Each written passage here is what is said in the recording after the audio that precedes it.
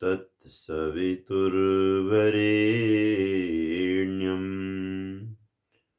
भर्गो देवस्य धीमहि धियो यो नः प्रचोदयात्।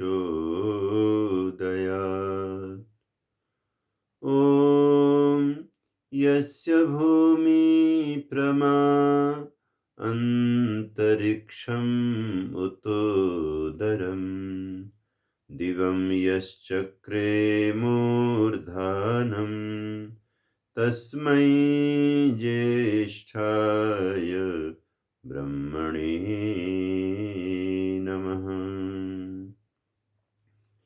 वसुदेवसुतं देवं कंसचाणूरमर्दनं देवकी परमानन्दं कृष्णं वन्दे जगद्गुरुं।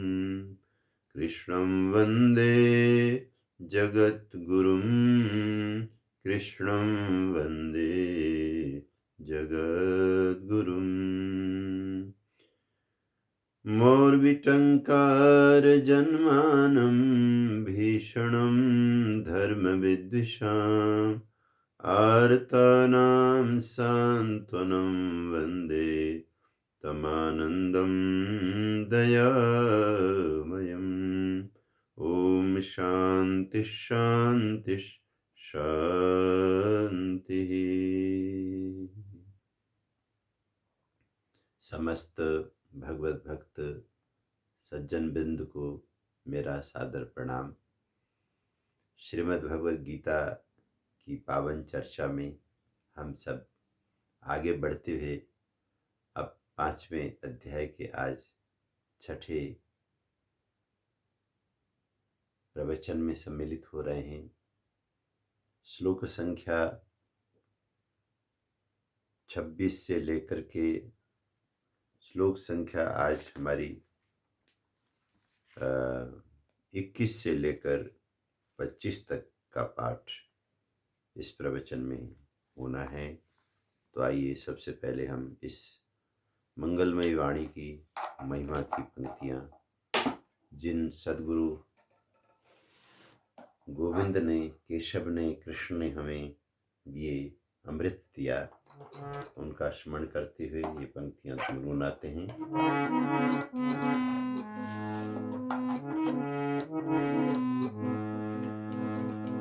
गुरु गोविंद रथ में आगे, सुन गीता को अर्जुन है जागे। कहा ममता को तुम छोड़ देना, खुद को ईश्वर से तुम जोड़ लेना। मोह दल दल से निकलो तुम आगे, सुन गीता को अर्जुन है जागे।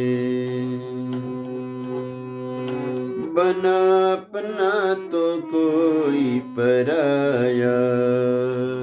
इस संसार में आप कितना भी अच्छा करो, कितना भी लोगों का भला करो, फिर भी जरूरी नहीं है कि सब लोग आपकी भलाई को उसी भाव से समझें जिस भाव से आप करते हैं। इसलिए शिकायत नहीं करना, ये संसार का स्वभाव है। बना अपना तो कोई पराया, कोई दूर कोई पास आया। कोई दूर कोई पास आया, क्षण भर के हैं संबंध धागे। सुन गीता को अर्जुन है जागे। गुरु गोविंद रथ में आगे, सुन गीता को अर्जुन है जागे। सुन गीता को अर्जुन है जागे। सुन गीता को अर्जुन है बोलिए नंदन नंदन श्री कृष्ण भगवान की जय।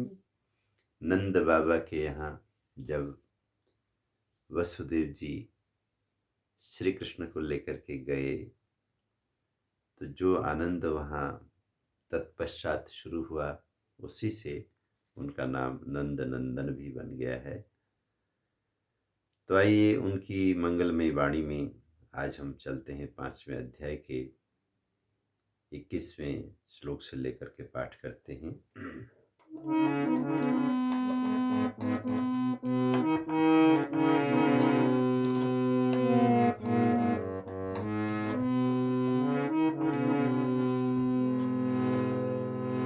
बाह्य स्पर्शे स्वशक्तात्मा विन्दत्यात्मनि यत् सुखम् स ब्रह्म योगयुक्तात्मा सुखमक्षयमश्नुते।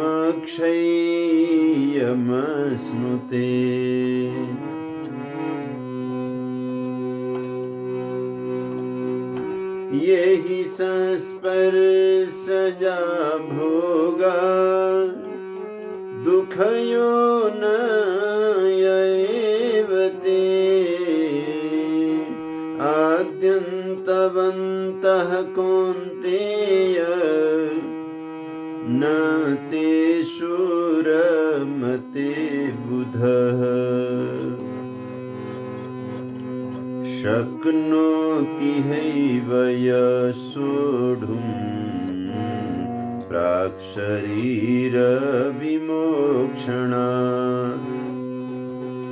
कामक्रोधोद्भवं वेगं स युक्तः स सुखी नरः। योऽन्तः सुखोऽन्तरारामः तथान्तर्ज्योतिरेव च स योगी ब्रह्मनिर्वाणं ब्रह्मभूतोऽधिगच्छति ब्रह्मभूतोऽधिगच्छति।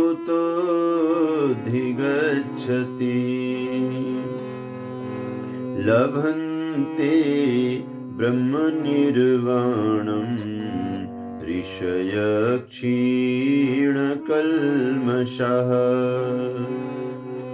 छिन्नद्वैधायतात्मानः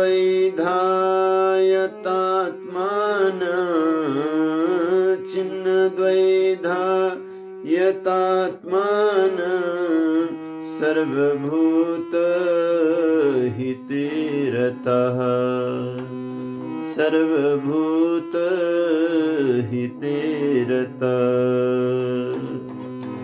जय जय आनंदमय हरि बोल, जय जय आनंदमय प्रभु बोल, जय जय आनंदमय हरि बोल, जय जय आनंदमय प्रभु बोल, जय जय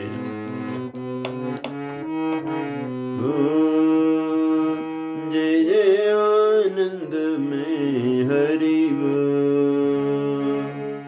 और वो हरि वो प्रभु कैसे हैं? तुलसीदास जी की चौपाई में आप सुनते हैं, बिनु पक्षले सुने बिनु काना, बिनु कर कर्म करे विधि नाना, बिनु पक्षले सुने बिनु काना, बिनु धर्म करे विधि नाना।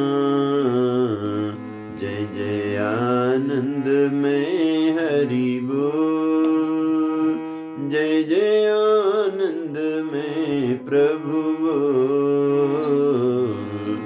जय जय आनंदमय हरि बोल, जय जय आनंदमय। आखिर में कहा, कर्म प्रधान विश्व रचि राखा, जो जस करे तसु फल चाखा। कर्म प्रधान विश्व रचि राखा, जो जस करे तसु फल चाखा। जय जय आनंद में प्रभु, जय जय आनंद में हरि बोल, जय जय आनंद में हरि बोल, जय जय आनंद में प्रभु बोल, जय जय आनंद में हरि बोल, जय जय आनंद में प्रभु बोल। बोले सच्चिदानंद भगवान की जय। कर्म संन्यास योग बड़ा ही गंभीर विषय चल रहा है और इस विषय पर भगवान ने आज 21वें श्लोक में आकर के ये बात समझाई कि जो हमारी आत्माएं हैं, जिसको पिछले श्लोकों में कहा नवद्वारे पुरे देहि, 9 दरवाजों वाले इस नगर में, इस मानव शरीर रूपी नगर में रहने वाला जो नगराधिपति है, अयोध्या का जो राजा है, बहुत सुंदर संतों ने बहुत अच्छे रूपक बनाए हैं और वो रूपक बड़े काम के हैं। उनके माध्यम से हम तत्व को याद रख सकते हैं कि जैसे भगवान राम के इतिहास को अब तो बहुत बड़ी कृपा हुई है, राम भक्तों की जीत हुई है। हमारे जो सच्चे वैदिक परंपरा के रक्षक हैं, ऐसे योद्धाओं की बहुत बड़ी जीत हुई है।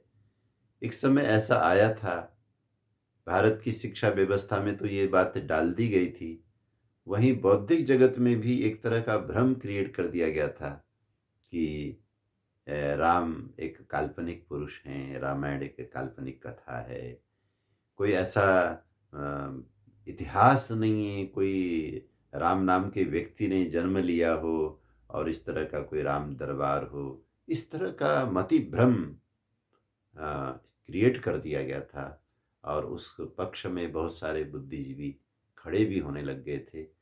उस बहुत बड़ी फौज को, उस वैचारिक युद्ध में जो दानव का काम कर रहे थे, ऐसे फौज को परास्त करके इस समय जो हमारे श्रेष्ठतम इतिहासकार हैं, प्रभु राम के भक्त हैं, वैदिक परंपरा की रक्षा करने के लिए हमारे, क्योंकि आर्य समाज का भी इसमें बड़ा भारी योगदान है, सर्वाधिक तर्कपूर्ण धर्म की बात कहने वाली हमारी संस्था ने भी पुरजोर समर्थन राम जी के, रामलला की जन्मभूमि का किया। मुझे सौभाग्य मिला है, जिस समय ये शिला पूजन का क्रम चल रहा था, मैं उन दिनों वैदिक यज्ञ समिति सोनीपत के बहुत बड़े यज्ञ का ब्रह्मा था। मुझे दोनों ही प्रसंग बड़े अच्छे लगते हैं जब मैं याद करता हूँ, जब हमारे राम भक्तों ने पहली बार उस ढांचे को हटाने में सफलता प्राप्त की थी। तब भी मैं बहुत बड़े पारायण यज्ञ का ब्रह्मा बना हुआ था और कई कुंडों में सैकड़ों लोग बैठ कर के यज्ञ कर रहे थे राजौरी गार्डन आर्य समाज मंदिर में। तो मैं हर रोज अपनी कथा में, अपनी यज्ञ में, प्रार्थना में यही प्रार्थना करता था कि मेरी संस्कृति के रक्षक लोगों ने अपने जीवन को संकट में डाल के भी अपनी संस्कृति की रक्षा के लिए जो बहुत बड़ा संघर्ष यज्ञ शुरू किया हुआ है, हे मेरे यज्ञ में प्रभु हमारी इन वेद मंत्रों को, हमारी आहुतियों को स्वीकार करके उनको विजयी बनाना। तो जिस दिन हमारी पूर्णाहुति हुई, उसी दिन ये ढांचा भी ध्वस्त हुआ, ये खबर आई और हमने बड़े संतोष से यज्ञमय भगवान को नमन किया। ठीक इसी तरह से जब ये शिला पूजन का कार्यक्रम चला, देश से विश्व भर से शिलाएँ भक्तजनों के द्वारा अयोध्या पहुँचाने के लिए अभियान चला, तो समिति की तरफ से जो शिला जानी थी, उसकी भी प्रतिष्ठा में मुझे सौभाग्य मिला। मैं वहाँ ब्रह्मा था। मैंने वो शिलाएँ उस विशाल यज्ञ वेदी के किनारे रखवा करके यज्ञ करवाया था और वो भिजवाई थी। तो अ, जो हम सफल हुए हैं अपनी संस्कृति के इस बहुत बड़ी जो ह्रास की भयानक घड़ी में संघर्ष करके अब हम उस राम जी के जन्मभूमि के निर्माण कार्य में हमारे प्रेमी जन, हमारे भाई, हमारे गुरुजन, हमारे इस तरह के योद्धा जो राष्ट्रभक्त हैं, जो इस राष्ट्र को इसकी अस्मिता के साथ जोड़ने में विश्वास रखते हैं, वो लोग लगे हुए हैं, तो हम उनके साथ में हैं। तो योगेश्वर श्री कृष्ण जब ये कह रहे हैं कि देखो हमारी जो आत्मा है, ये नवद्वारे पुरे देही, सबकी आत्मा के लिए 9 दरवाज़ों वाला ये मानव शरीर रूपी नगर मिला हुआ है। तो इस नगर को समझाने के लिए वो जो ऐतिहासिक नगरी है अयोध्या की भूमि, वो बड़ी काम की है। कहते हैं कि ये जो हमारा आत्मा है, ये राम है। हमारा हमारा जो आत्मा है, उस आत्मा को आराम कब मिलेगा? जब उसे उसका उसका नगर, उसका घर सुरक्षित मिलेगा। और उसका घर क्या है? ये अयोध्या है। इस अयोध्या रूपी यानी कि जिसको किसी उम, संकट में नहीं डाला जाना चाहिए, जिसका दुरुपयोग नहीं किया जाना चाहिए, जो इतनी महान अद्भुत नगरी है, बड़े सौभाग्य से न जाने कितने जन्म लेने के बाद में ये शरीर मिला है। इस शरीर के साथ अनर्थ नहीं होना चाहिए। अगर इस शरीर में वास्तव में आपको ठीक से रहकर शरीर के साथ न्याय करना है, तो आपको राम बनना ही होगा।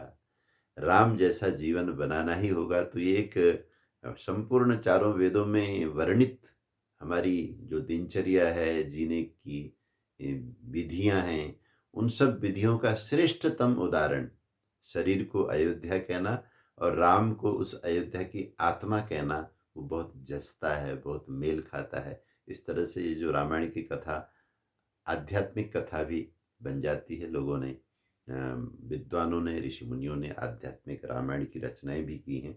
तो कहते हैं बाह्य स्पर्शे स्वशक्तात्मा विन्दत्यात्मनि यत् सुखम। ये जो राम है, ये जो आत्मा है, आत्मा राम, तो कहते हैं ये जो आत्मा है, जब अपने इस शरीर में, देखो 2 तरह से आत्मा रहती है। एक तो अज्ञान के कारण इंद्रियों के प्रभाव में आकर, और इंद्रियां जो निरंतर विषयों में ही सुख ढूंढती रहती हैं, उनके पीछे चल करके आत्मा क्या करती है? बाह्य स्पर्श में रुचि लेती है। बाह्य स्पर्शे स्वशक्तात्मा, तो हर इंद्रिय का अपना एक स्पर्श है। अब जैसे हम अच्छे भले भोजन किए हुए घर से निकले, रास्ते में बाजार का मार्ग था, वहाँ हलवाई की दुकान, आजकल तो अग्रवाल स्वीट शॉप, बीकानेर वाले, सभी हमारे बिजनेस वाले भाई, बहुत सुंदर सुंदर दुकानें।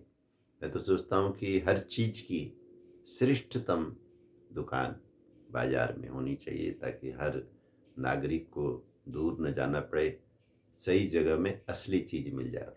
और देसी घी का ही काम होना चाहिए। शुद्ध घी से ही ये चीज़ें बननी चाहिए, जिससे कि स्वास्थ्य की रक्षा हो। और तो आप अच्छे भले भोजन किए हुए निकले और आपने अग्रवाल स्वीट शॉप में देखा कि बहुत जलेबियाँ अभी अभी गरम गरम निकली हैं, खुशबू भी आ रही है और दूर से चमक भी रही हैं, तो तत्काल ये जो जीह्वा रूपी इंद्रिय है, ये इंद्रिय अपने स्पर्श के लिए लपलपाती है। मन करता है कि 100-200 ग्राम लेकर के खा लिया जाए, जलेबी खा ली जाए।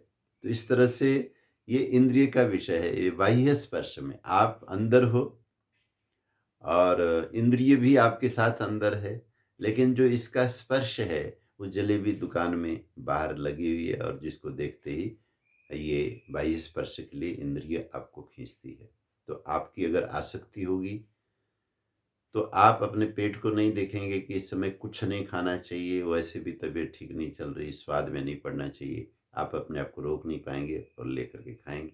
खाते समय बड़ा स्वाद आएगा, मज़ा आएगा, लेकिन उसके बाद दिन भर पेट के अंदर जो परेशानी चलेगी, ज्ञान तो बहुत होता रहेगा कि भई ठीक नहीं किया मैंने, जलेबी नहीं खानी चाहिए थी, मैं दिन में घर से खूब खा के पेट भर के चला था। पहले ही घर का भोजन मुझे लग रहा था कि थोड़ा ज़्यादा ले लिया है, ऊपर से मैंने जलेबी खा ली। और विज्ञान क्या है? विज्ञान तो ये है कि जीव का एक निश्चित एरिया है जहाँ हमें उस विषय का स्वाद मिलता है। उसके बाद तो सिस्टम के अंदर उस लिए हुए स्वाद को हज़म करने के लिए पूरे दिन कई-कई घंटों तक उसे गुज़रना होता है और शरीर की सारी शक्ति उधर लगती है। तो मैं ऐसा मानता हूँ, मैं अपने को भी उन विनम्र साधकों में, संतों में सबसे, उनकी लंबी लाइन में सबसे पीछे खड़ा पाता हूँ कि मुझे एक संत गुरुकुल कालवा में जब मैं पढ़ता था, वो आर्मी के रिटायर्ड व्यक्ति थे, लेकिन वो सन्यासी बने थे। हमारे गुरुकुल में आते थे, ब्रह्मचारियों के बीच में बैठते थे और अपने जीवन के अनुभव को बाँटते थे। तो कभी-कभी जब गुरुकुल में हलवा बनता था, तो आपको पता ही है कि खुले वातावरण में चारों तरफ खेत हैं, नहर का किनारा है, भयानक ठंडी है। सुबह 4 बजे, पौने 4 बजे उठे हुए ब्रह्मचारियों ने बहुत मेहनत की हुई है, गुरुकुल की सेवाएँ की हैं और दंड बैठक किए हैं, भाग-दौड़ की है, तो कितनी भयानक भूख लगती है। और उस भयानक भूख के बीच में गरम-गरम हलवे की थाली जब मिल जाए, तो फिर कहना क्या, फिर तो विद्यार्थी जो है, उसे लगता है कि स्वर्ग मिल गया है, भूख के कारण से भी, स्वाद के कारण से भी। तो ऐसे समय में स्वामी जी कभी-कभी कहा करते थे कि विद्यार्थी लोगों, ब्रह्मचारी लोगों, मैं इतनी उम्र का हूँ, मैं 70 साल का हूँ, 75 साल का हूँ, लेकिन एक काम मैं नहीं कर सका और वो काम ये है कि मैं अपने जीभ को, अपने स्वाद को कंट्रोल नहीं कर सका। तुम लोगों ने तो जो खा लिया मैंने देखा, लेकिन आज मेरे से भी कुछ हलवा ज़्यादा ही खाया गया। तो हम लोग खूब ठहाके मार कर के हँसते थे। लेकिन ये हँसने की बात तो ज़रूर है, लेकिन पूरे जीवन को देखें तो हँसने की बात से ज़्यादा ये फँसने की बात ज़्यादा है। आत्मा फँस के रह जाती है स्वाद के चक्कर में। उन लोगों को देखो जो व्यसनों में, ये तो आवश्यक जो हमारा सात्विक दिव्यतम आहार है, उसकी भी मात्रा और विधि को न जानने से बीमार पड़े हुए लाखों करोड़ों लोग पृथ्वी में घूम रहे हैं। और फिर जो अनावश्यक, अनैतिक और बहुत हिंसापूर्ण आहार है, उसको करके इस जीवा के कारण, स्पर्श के कारण पाप करने वाले, इस अयोध्या नगरी के साथ अन्याय करने वाले तो आपको बहुत मिलेंगे। जितने भी लोग धूम्रपान कर रहे हैं, बीड़ी, सिगरेट, गांजा, चरस, शराब, मद्यपान, तरह-तरह से इस जीव के माध्यम से व्यक्ति, इस विषय के माध्यम से व्यक्ति ग्रहण कर रहा है। और फिर साथ में हिंसात्मक जो अमेध्य है गीता में, हमारे सारे ग्रंथों में, वेदों में, कि यजमानस्य पशून् पाहि, जो हमारी रक्षा करने के लिए भगवान ने तरह-तरह के प्राणी बनाए हैं, जिनकी कभी हिंसा नहीं करनी चाहिए, उनको मार करके लोग खा रहे हैं। बहुत अनर्थ हो रहा है। ये सब भी इंद्रियों के विषय हैं। तो कहते हैं बाह्य स्पर्शे स्वशक्तात्मा, और एक तरीका तो ये है कि आत्मा इन स्पर्शों में उलझ करके इन्हीं में ही सारा जीवन लगाए। कभी बकरे की खा रहा है, कभी मुर्गे की खा रहा है, कभी कुछ खा रहा है। इस देश में गाय का मांस खाने के लिए भी वकालत करने वाले लोग हैं। बड़े का खा रहे हैं, छोटे का खा रहे हैं, झटके का खा रहे हैं और हलाल का खा रहे हैं। सब बहुत ही अनर्थ इस जीव की वजह से मनुष्य करते हैं। तो कहते हैं बाह्य स्पर्शे स्वशक्तात्मा, साधक व्यक्ति जो है वो बाह्य स्पर्श में, जितने भी हमारे, जैसे जीवा की अभी मैंने एक स्पर्श की चर्चा की, अब दूसरा स्पर्श आँखों का लीजिए। आँखें दुनिया का नज़ारा देखें और अपना रास्ता देखें, रास्ते की समस्याओं को देखें। आँखें, आँखों से क्या नहीं होता है। आहा! अद्भुत ज्योति उद्वयम् तमसः परे स्वः पश्यन्त उत्तरम। सूर्य के दर्शन करते हुए तच्चक्षुर्देवहितम्, उस परम चक्षु परमात्मा ने सूर्य रूपी चक्षु को बना करके पूरी दुनिया को ज्योतिर्मय किया और फिर उसी का अंश लेकर मेरे इस अयोध्या नगरी के लिए भी ज्योति आँखों में दे करके मेरे जीवन को भी प्रकाशित किया। तच्चक्षुर्देव हितं पुरस्तात् शुक्रमुच्चरत्। इस तरह से भगवत वंदना करने का विधान वैदिक साधक लोग अपनाते हैं। तो ऐसे इंद्रियों से हमेशा अपना कल्याण करने की बजाय लोग तरह तरह के रूप जालों में फंस जाते हैं, तरह तरह के आकर्षणों में फंस जाते हैं और फिर जो अनर्थ करते हैं। एक शरीर अपने विपरीत शरीर को देख करके जिस तरह से लालायित होकर के जो अनर्थ करता है, अपनी जान खत्म करता है कहीं और कहीं दूसरे की जान खत्म करता है, कहीं परिवार को तबाह करता है, कहीं लड़ाइयाँ होती हैं। ये सब इस आँखों से देखे गए रूप की वजह से अनर्थ होते हैं, स्पर्श हैं। और इसी तरह कान का स्पर्श है, आपने कोई सुना, किसी ने कोई गाली दी, किसी ने कुछ अभद्र बोला या आपने कोई गंदी बातें सुनी, इस तरह से बहुत सारे स्पर्श हैं। अंगों से स्पर्श करने की चीज़ें हैं, इंद्रियों से जो स्पर्श होते हैं, तो इन सब के सुख हैं।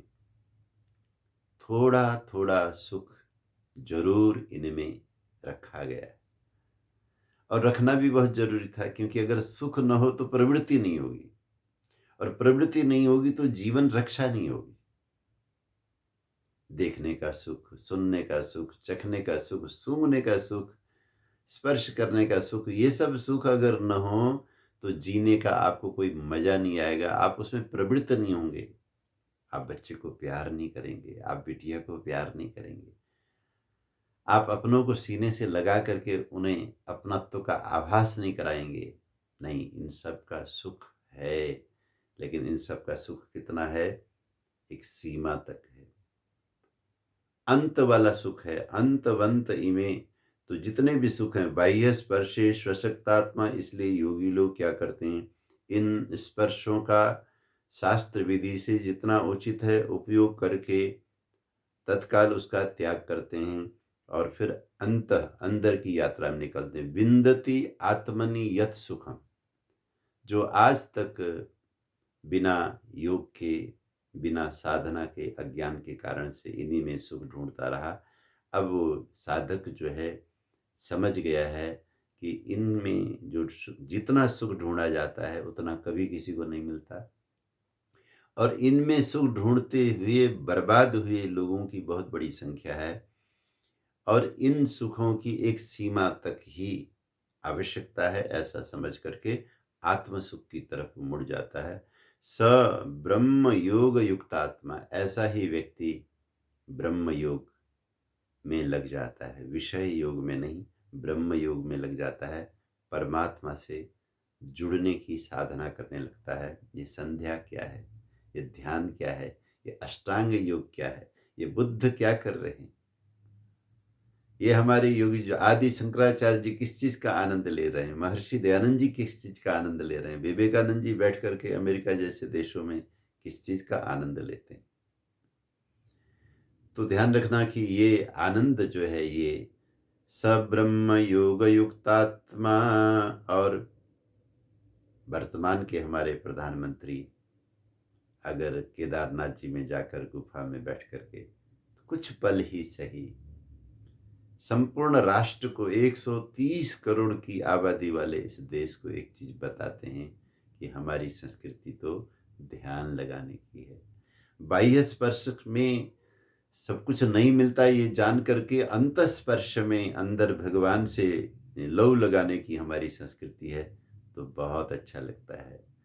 विरोध करने वाले विपक्षी के लोग तरह तरह के कटाक्ष करते रहें, मैं तो कहता हूँ कि हे हमारे राष्ट्र नायक, आपके लिए तो गीता में आया है, नराणाम च नराधिपः। नरों में, इंसानों में अगर आप मेरा दर्शन करना चाहते हो तो कोई श्रेष्ठतम नायक को देखो, जो राष्ट्र का जो अग्रगण्य आदर्श पुरुष है, उसमें मैं बैठा हुआ हूँ। तो मुझे बहुत अच्छा लगता है जिस समय वो उस गुफा में बैठ करके वो ध्यान लगाने का कुछ पल बिताते हैं। तो कहते हैं ये ध्यान जिसका लग जाता है, तो ब्रह्मयोग जिसका हो जाता है, तो सुखम अक्षय्यम अश्नुते, इससे पहले के जितने भी विषयों के सुख थे वो तो क्षय होने वाले हैं। थोड़ी देर सुख मिलता है, उसके बाद उसका दुःख शुरू हो जाता है। आप जलेबी कितनी देर खाएँगे? आप परफ्यूम को कितनी देर सूंघेंगे, कितनी मात्रा में सूंघेंगे? आप किसी सुंदर रूप को कितनी देर तक देखते रहेंगे?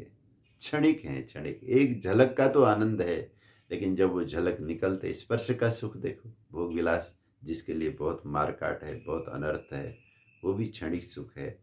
तो कहते हैं स ब्रह्म योग युक्त आत्मा, वो जो कल्याण में लगी हुई आत्मा है, वो अक्षय सुख को हे अर्जुन प्राप्त करती है। और क्यों इस रास्ते पर कोई जाता है?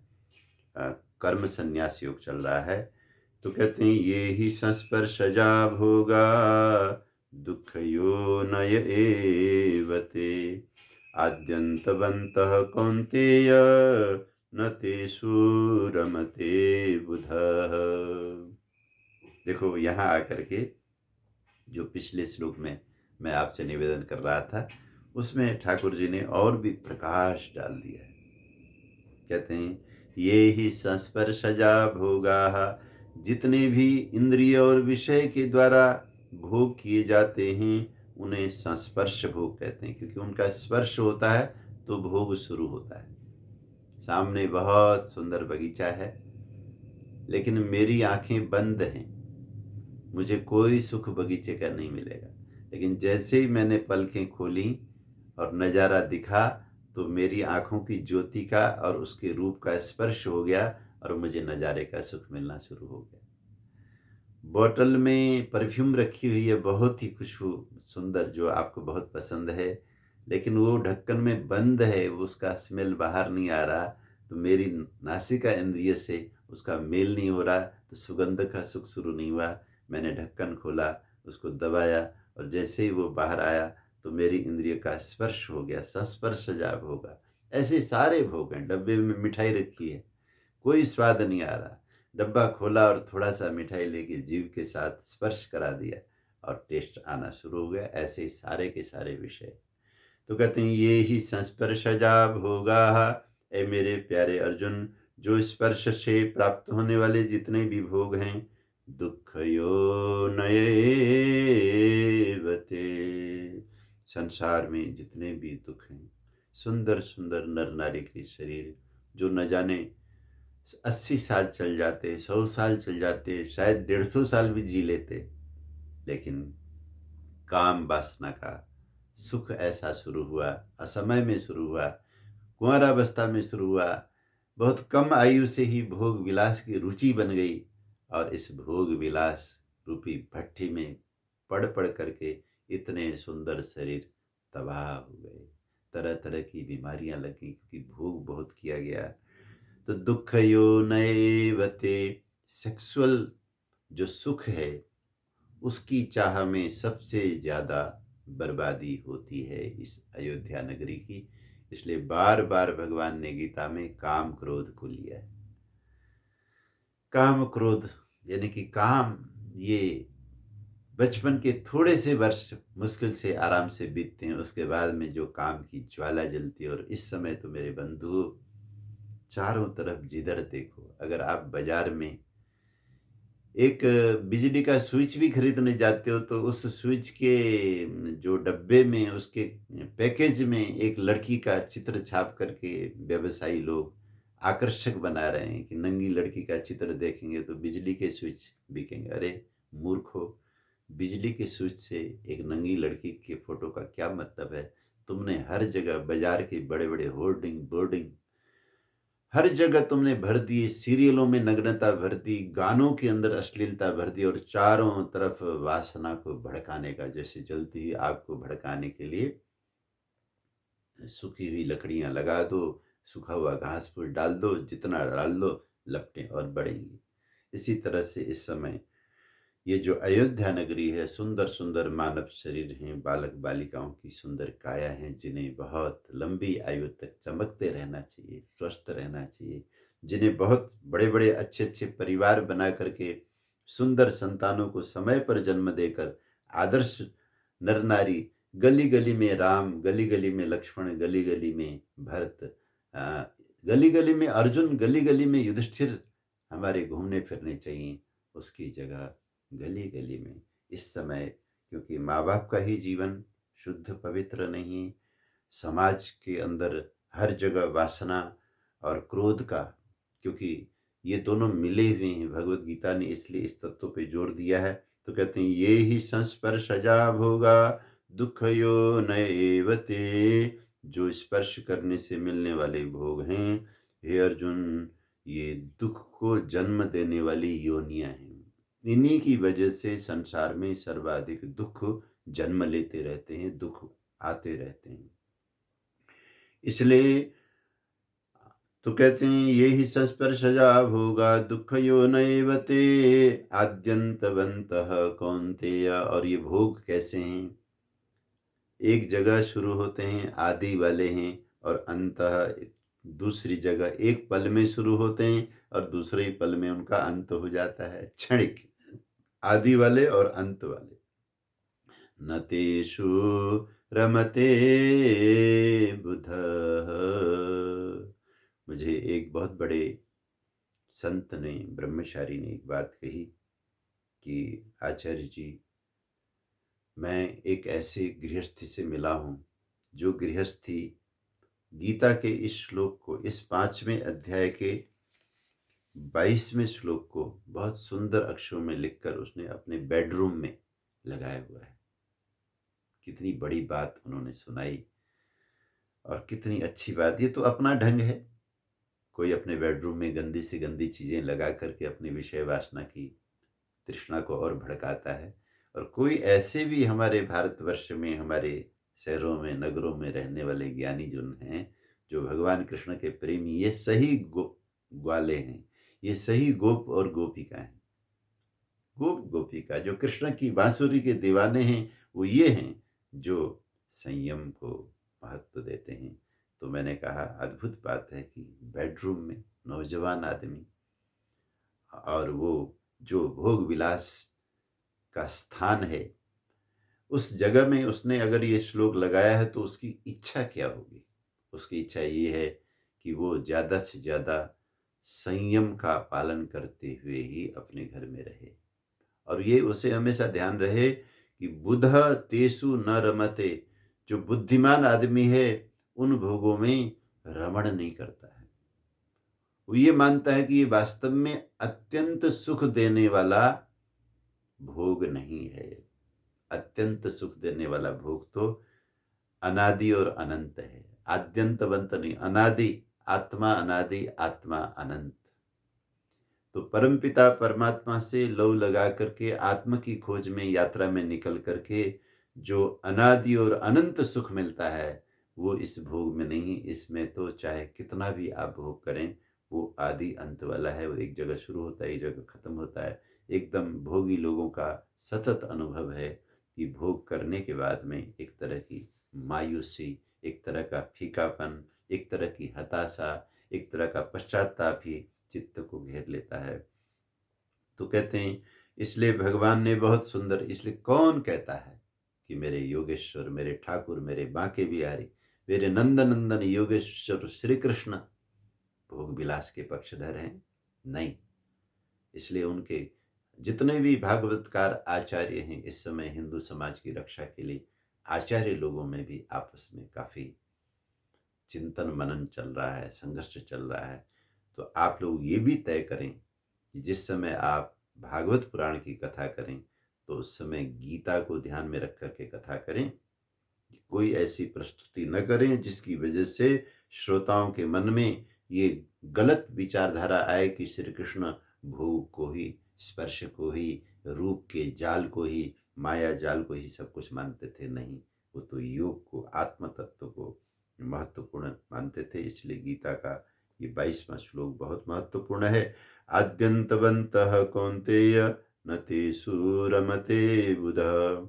और कहते हैं आज के तीसरे श्लोक में कहा, शक्नोति हैव य सोढुं प्राक्शरीर विमोक्षणात् काम क्रोधोद्भवं वेगं सयुक्तः स सुखी नरः। आज हमारी सारी बीमारियों के इलाज की दवाई भगवान दे रहे हैं। आज हमारी सारी समस्याओं की, जंजाल की, दुख की निवृत्ति के लिए उपाय भगवान दे रहे हैं। कहते हैं जो साधक इहैव, इसी शरीर में रहते हुए, इसी अभी इहैव, इसी जन्म में, प्राक शरीर विमोक्षणात्, शरीर के गिरने से पहले पहले, शरीर के छूटने से पहले पहले, क्योंकि ऐसा नहीं होगा, ध्यान रखना, जो जीते जी नहीं हुआ वो मरने के बाद होने वाला नहीं। ध्यान रखना, जिसने जीते जी विषयों को जीत लिया है वही मृत्यु के बाद में भी संयमी होकर के पैदा होगा। जो जीते जी भोग विलास में डूबता रहा है और वे सोचे कि कोई नहीं, इस जन्म में तो हो नहीं रहा, अगले जन्म में हो जाएगा, ऐसा कुछ नहीं है। शक्नोति इहैव य सोढुम, तो जहाँ तक हम पहुँचे हैं अगले जन्म में वहीं से शुरू करना होगा, कहीं और से शुरू नहीं होगा। ये तो ऐसा ही है जैसे यात्रा करते करते रात को मेरठ में मेरी रात हो गई, मुझे हरिद्वार जाना था, तो मैंने रात को मेरठ में अपने किसी सत्संगी वहाँ हैं हमारे, तो किसी सत्संगी के घर में आराम किया। तो अब हरिद्वार जाने के लिए न तो मैं दिल्ली से अगले दिन शुरू कर सकता हूँ, न रुड़की से शुरू कर सकता हूँ। मुझे जहाँ मैंने विश्राम किया था वहीं से अगले दिन कदम उठाने होंगे। तो ठीक है, इसी तरह मृत्यु भी है। मृत्यु तो एक विश्राम है, एक परिवर्तन का मोड़ है। तो आरंभ वहीं से होगा। अगर आपने भोग विलास में ही जीवन खत्म कर दिया, अंतिम समय तक इसी आग में जलते रहे, तो फिर उसी आग में ही अगला जन्म हो जाएगा। इसलिए जिन लोगों का जन्म वेश्याओं के घर में होता है, जिन लोगों का जन्म व्यभिचारी वातावरण में होता है, जिन लोगों का जन्म जो है बहुत ही मलिन संस्कारों में होता है, उसके पीछे ये भी प्रश्न है कि वो आत्मा वहाँ कहीं ऐसे तो नहीं गई कि उन्हीं की तृष्णाएं उनको लेकर के गई हों। तो संयमी घर में पैदा होना, संयमी माता पिता का पुत्र पुत्री बनना, संयमी परिवार का सदस्य बनना, संयमी समाज का सदस्य बनना, ये परम सौभाग्य है। तो कहते हैं शक्नोति इहैव य सोढुं प्राक् शरीर विमोक्षणात्, काम क्रोधोद्भवं वेगं सयुक्त स सुखी नरः। जो इसी शरीर में रहते हुए मृत्यु से पहले पहले काम और क्रोध से पैदा होने वाले जो भयानक वेग हैं, जो भयानक अंदर से उठने वाले वेग हैं, उनको जो सहन कर सकता है, जो उनके दबाव में नहीं आता और उनको सह लेता है, जैसे किसी बलवान दुश्मन को जब वो आपको मुक्का मारने आता है तो आप उसका हाथ पकड़ करके रोक देते हो, तो मुक्का आपको लगता नहीं है, क्योंकि आपने अपनी ताकत से उसको सह लिया। जैसे ऋषि दयानंद जी ने राव करण सिंह की तलवार को रोका और पकड़ कर लेकर उसको तोड़ भी दिया। तो ऐसा जिसका संयम बल होगा, वो क्या करेगा, अंदर पैदा होने वाले काम को और क्रोध को सफल होने नहीं देगा। वो सोढ़ुम शक्नोति सयुक्त, जो सहन कर सकता है वही योग में लगा हुआ है, वही साधना में लगा हुआ है, उसी का अष्टांग योग सुंदर है, उसी का जीवन मंगलमय है, वही ऋषि बनता है, वही मुनि बनता है, वही आनंदमय पथ पर जय जय आनंदमय प्रभु बोल, जय जय आनंदमय प्रभु बोल, उस पथ पर चलता है। कहते हैं योऽन्तः सुखोऽन्तरारामस् तथांतर ज्योतिरेव च। ऐसा जो कर लेगा फिर जो होगा उसका भी नजारा भगवान ने अगले श्लोक में प्रस्तुत कर दिया। योऽन्त सुख, जिसको अब बाहर के सुख की कोई अपेक्षा नहीं रही, अंतः सुख, भीतर सुख मिलने लग गया। अंतराराम, अब उसे बाहर के किसी साधन के सहारे आराम नहीं करना, उसे तो जब भी अंदर की तरफ लौ लगती है तो परम विश्राम मिलता है, अंत सुख, भीतर सुख मिलता है, भीतर आराम मिलता है। तथांतर ज्योतिरेव च, और अंदर उसकी ज्योत जल गई है। इसलिए जो लोग काल्पनिक चर्चा करते हैं, मुझे बड़ा दुख होता है, पता नहीं उन भाइयों ने दर्शन से क्या लिया, साधना से क्या लिया, जो तर्क वितर्क में लगे रहते हैं। स्पष्ट है, जगत गुरु योगेश्वर परम दार्शनिक भगवान श्री कृष्ण बता रहे हैं कि आपके अंदर जब साधना की सिद्धि होने लगती है तो प्रकाश ज्योति की उत्पत्ति होती है। अंतः ज्योति, देखिए ये गीता का श्लोक बता रहा है। तथांतर ज्योतिरेव च, अंदर ज्योत जगती है। जैसे आप कमरे में गए हो तो स्विच दबाते ही जो यानी कि एक बल्ब जला या ट्यूब जला तो सब कुछ प्रकाशित हो गया। ऐसे जब योग हमारा सिद्ध हो जाएगा तो अंदर एक ऐसी ज्योति जलेगी।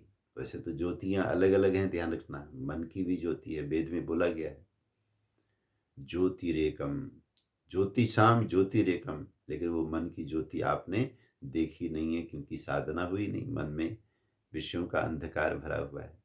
इस तरह बुद्धि की ज्योत अलग अलग, जो जितनी भी शक्तियां हैं वो प्रकाश स्वरूप हैं, और परम ज्योति तो प्रभु की आत्मा ज्योति है तरह तरह की। तो कहते हैं अंदर तथांतर ज्योतिरेवच, इसलिए हमारे यहाँ चलो कुछ नहीं, हम योग नहीं जानते, हम साधना नहीं जानते, हमारे जीवन में संयम नहीं है, तो चलो कम से कम उस अंदर की ज्योत को एक दिन पा लेना है, उसको याद करने के लिए एक बाहर ज्योत तो जला दें। इसलिए वो घर, उन्हीं घरों को धार्मिक घर कहा जाता है जहाँ ज्योत जलती है। ज्योत जरूर अपनी ज्योत जलाइए। और मैं तो बल्कि आर्य भाई बहनों से भी कहना चाहूँगा, जब बिना ज्योत जलाए यज्ञशाला का यज्ञ अधूरा है।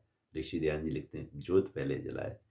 तो क्या हमारे घरों में सांझ के समय में ज्योत जलती थी या सुबह ज्योत जलाया जाता था, उसको हमें आगे चलाना नहीं चाहिए, जरूर चलाना चाहिए हर घर में श्रद्धा की ज्योत, ये मानते हुए कि ये जो बाह्य संसार है, ये जो बाहर की अयोध्या रूपी नगरी है, इसके अंदर हम सबके भीतर आत्मा की ज्योत जलती है और पूरे ब्रह्मांड में ब्रह्म ज्योति है। तो कहते हैं तथांतर ज्योतिरेव च सयोगी ब्रह्म निर्वाणम, वो योगी जो है, ऐसा जो साधक जो है, ब्रह्म निर्वाण को प्राप्त हो जाता है। ब्रह्म निर्वाण यानी कि बाहर से निवृत्ति हो जाती है और ब्रह्म में प्रवृत्ति हो जाती है।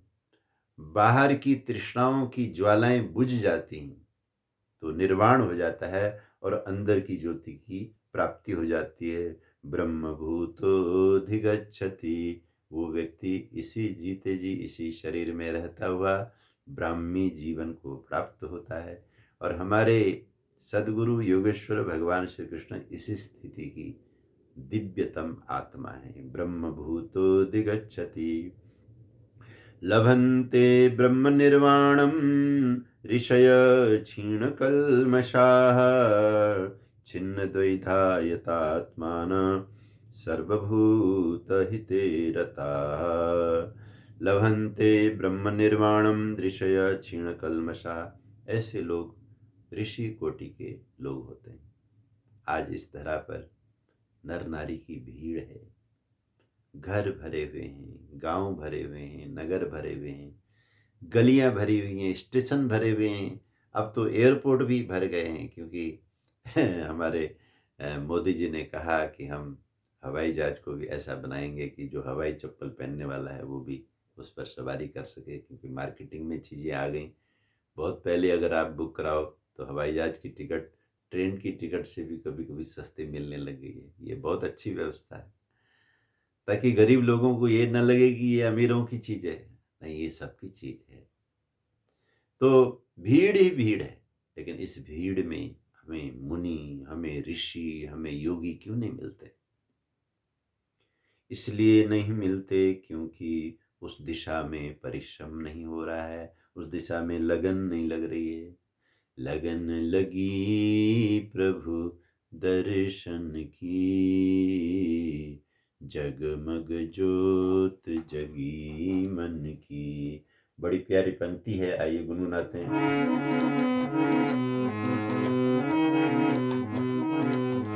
लगन लगी प्रभु दर्शन की, जगमग ज्योति जगी मन की।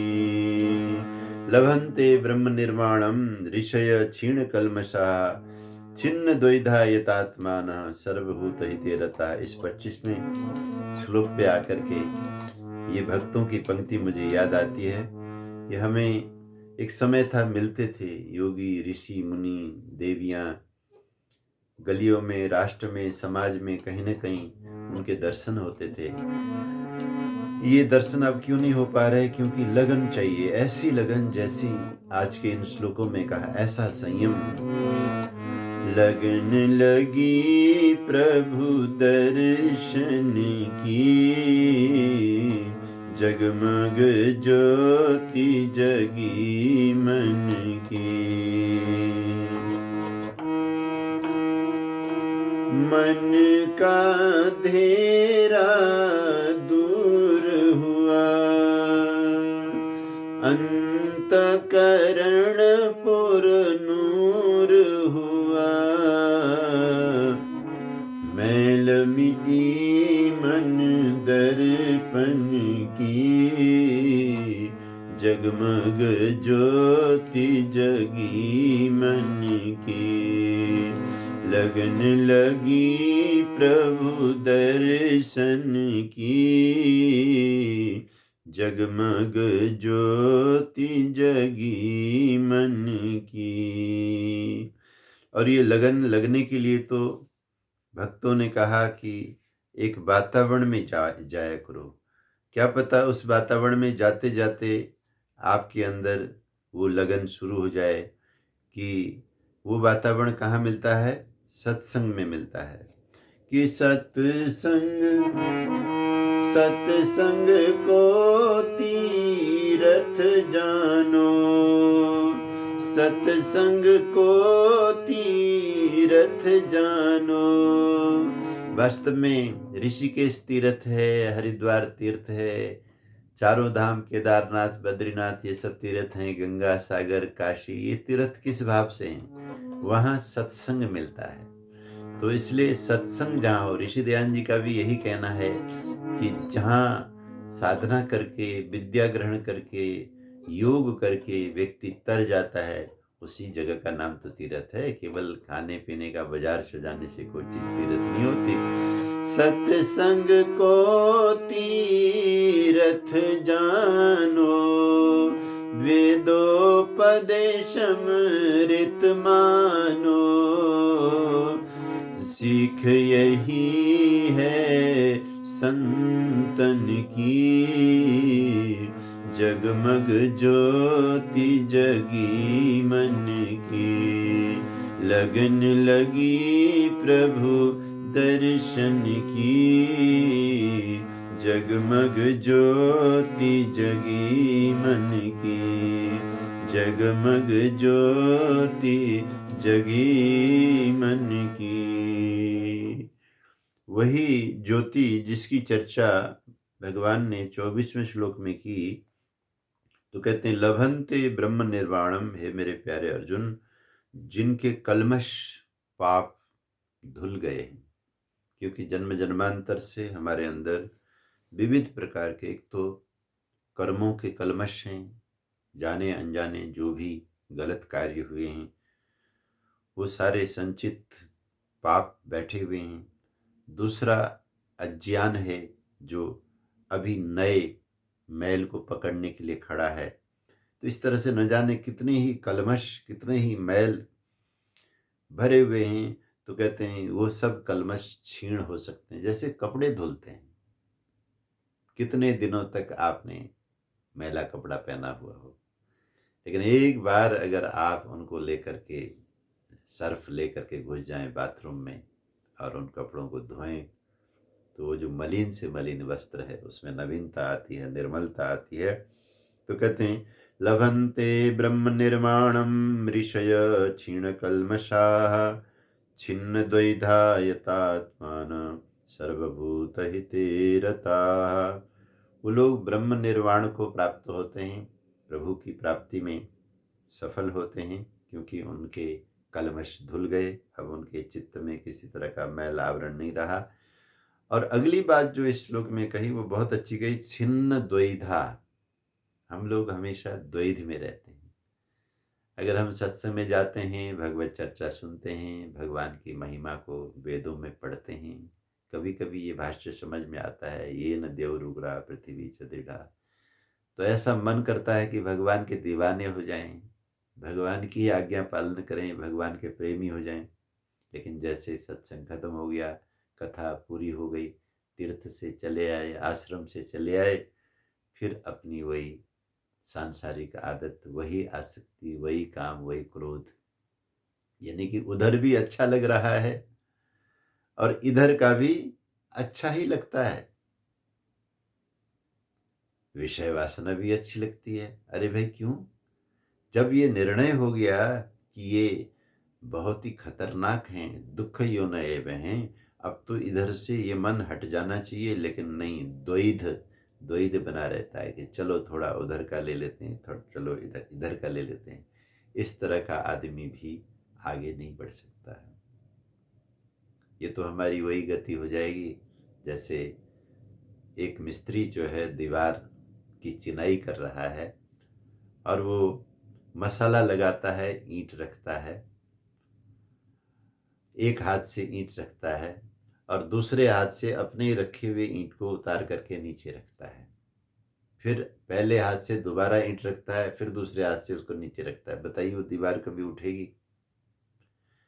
तो हम भजन करें, कीर्तन करें, कितने भी तीर्थ की यात्राएं करें, कितना भी करें, लेकिन अगर हम हमारे मन में ये रस बना हुआ है कि नहीं, विषय वासना का भी चस्का चलना चाहिए, इंद्रियों का सुख भी चलने देना चाहिए, ये भी चलता है, वो भी चलता है, नहीं।